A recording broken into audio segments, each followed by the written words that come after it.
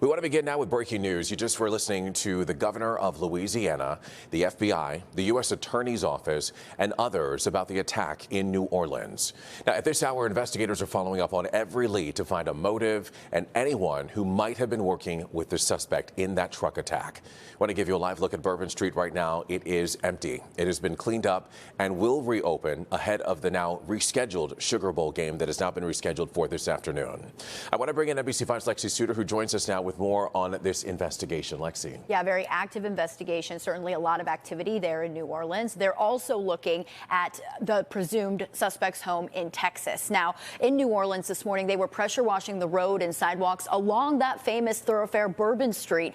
There's obviously a lot of tourists in town, not only for the New Year, but for the Sugar Bowl game that was postponed after that attack. Now kickoff is set for 3 o'clock today.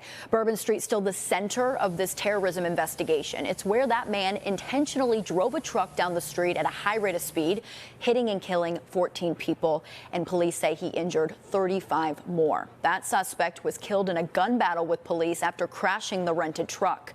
Officials are looking deeper into the man's background. That investigation also taking place, as I mentioned, in his home state of Texas, where federal agents were seen searching his home and an Airbnb rental in New Orleans, where officials believe he worked on this attack alone. Over 1,000 law enforcement agents and officers, men and women, have been poring over countless amounts of data, of videos, of surveillances, interviews, tracking down every possible lead that came to us, whether it was the New Orleans Police Department, the Louisiana State Police, the FBI, or our other federal agencies.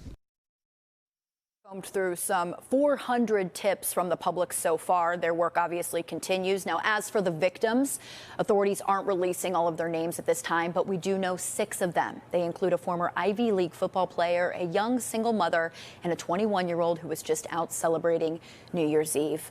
Now, coming up in our next half hour, more on heightened security measures ahead of the game when I join you again at 11:30. Evrod, back to you. All right, Lexi, thank you so much. We'll see you in just a little bit. Meanwhile, our coverage, of course, of the New Orleans attack will continue, as Lexi mentioned, at 11:30 with our very own JC Navarrete. He is in New Orleans.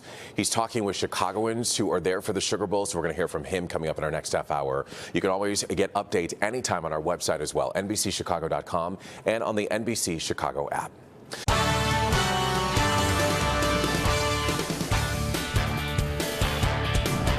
Welcome at 4 o'clock. Good afternoon. I'm Stephen Holt. And I'm Allison Rosati. Marion Brooks and Alex Maragos are off today. Right now, we are learning more tonight about the man who drove a pickup truck into a crowd of New Year's revelers in New Orleans, killing 14 people. The FBI tonight says the U.S. Army veteran posted a series of videos to social media hours before this attack. FBI officials say that driver, Shamsuddin Jabbar, proclaimed his support for the Islamic State group in videos. In the first video, Jabbar explains he originally planned to harm his family and friends, but was concerned the news headlines would not focus on the, quote, war between the believers and the disbelievers, end quote. Additionally, he stated he had joined ISIS before this summer. Authorities also now believe that Jabbar acted alone, reversing what they had said yesterday. Our JC Navarrete has been in New Orleans for us, talking to Chicagoans who are there to support Notre Dame in the Sugar Bowl as they take on Georgia. JC, we see you've moved just outside of the Superdome where that game is going on right now. Steph and Allison, we had been at Canal Street near Bourbon Street. We have moved here to the Superdome, like you said, in preparation for this game. And what I can tell you, it's thanks to this game that there's a sense of normality in the air, at least from the fans. The locals, of course, are still processing their grief. But I do want to give you a look at what we're dealing with and what this scene looks like. It's quiet, of course, because that game is already underway. I'm going to step out of the frame here so you can see just how heavy the police presence is here. We're, of course, hearing the helicopters up above. And I would really say the only way to compare it, the security at least here, is probably to the Super Bowl. That's how important the perimeter here has been, and that's why the barricades are here as well as the canine dogs. But I do want to go ahead and give you a look at what the scene at Canal Street was looking like earlier today as well as yesterday, because I did have a chance to speak to Chicagoans who made their way down here for the game. Their plans, just as everyone else's, were derailed. Today the mood is still somber. It's almost like the air has been sucked out of the city, but folks are trying to move forward. I did speak to Michael and his wife, who took a train down here to have a sweet trip to New Orleans.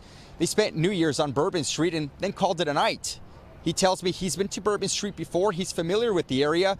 However, New Year's Eve felt a little different. He tells me he saw more police there than he ever has before. Neither he nor his wife could imagine what would happen next. Now they're processing the grief that they feel for others. It really hurt to see that whole scene, to see some of the damage that we were able to see. Obviously, they had everything pretty much closed, blocked off, and whatnot. But it was not something that it was hurtful. It was painful to see and experience.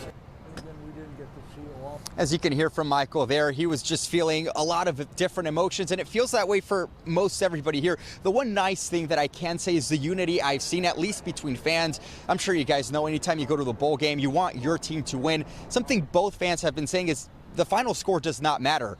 The only win here is that the game is going on and they're not letting evil win. At least that's the mentality.